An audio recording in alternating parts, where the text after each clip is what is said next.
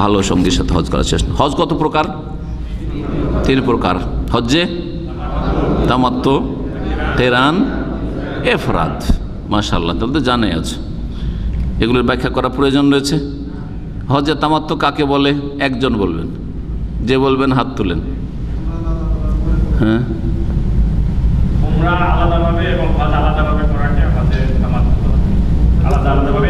ওমরা আলাদা আর হজ আলাদা। যদি আলাদা আলাদা করেন তো ওর নাম হচ্ছে হজে তামাত্তু। রমজান মাসে ওমরা আলাদা করে আসলাম আর তারপরে এখন হজ করলাম, তো তামাত্তু হবে নাকি?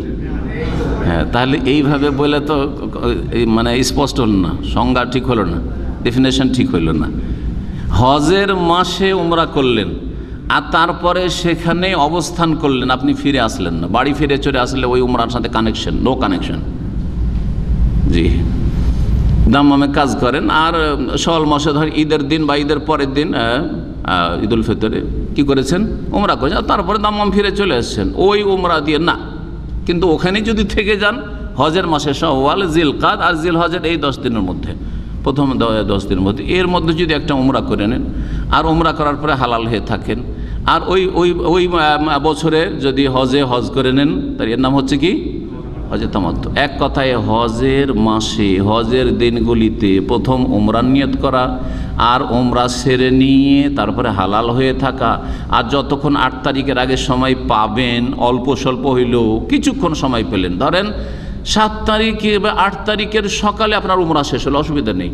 8 তারিখের সকালে উমরাটা সারলেন, 1-8 ঘন্টার জন্য আপনি গোসল টোসল করে আবার টাইম হয়ে গেছে, জোহরটা আমাকে কোথায় গিয়ে পড়তে হবে?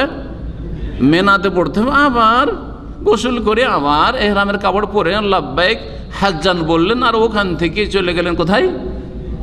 মেনা চলে গেলেন। আর যদি মেনায় আগে থেকে রেখে দেয়, ওইখানে করেই মেনাতে আপনি নিয়ত করে দিলেন। এইটা হচ্ছে হজে তামাত্তু। তামাত্তু মানে ভোগ করা, ভোগ করা। এই জন্য এই হজকে বলা হয় হজে তামাত্তু, যে আপনি এক তো হজের মৌসুমে, হজের সিজনটা, হজের মাসে উমরা ভোগ করলেন।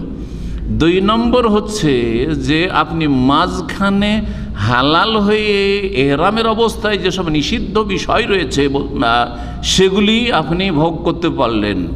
স্ত্রী থাকলে স্ত্রী সম্ভোগ করলেন আপনি এর মাঝে।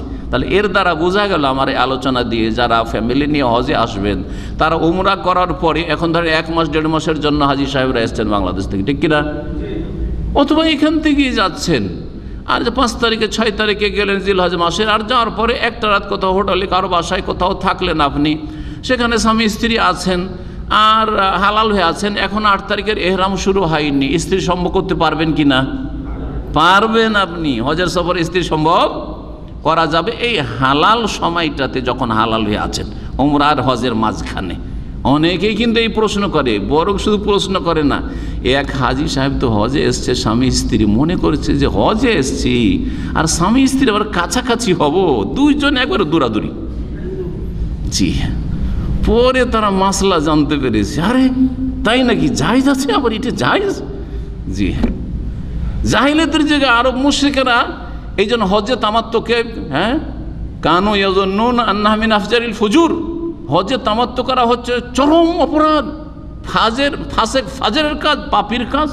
এত বড় পাপ মক্কা এসে হজের সময়, হজের মৌসুমে উমরা করে সারলাম আর এখনই হজে যাব, আবার স্ত্রী সম্ভোগ করব, এটাকে খুব গুনহার কাজ, পাপের কাজ মনে করতো। তাহলে এই ধারণা যদি এখন কারো থাকে, তাহলে এটা হচ্ছে জাহিলিয়াতি চিন্তা চেতনা। আল্লাহ যা জায়েজ করেছেন সেটাকে জায়েজ মনে করুন, আপনার প্রয়োজন নেই সেটা আলাদা কথা। হজে তামাত্তু হয়ে গেল। হজে তামাত্তু তাহলে এই 2টা কারণে বলা হয়।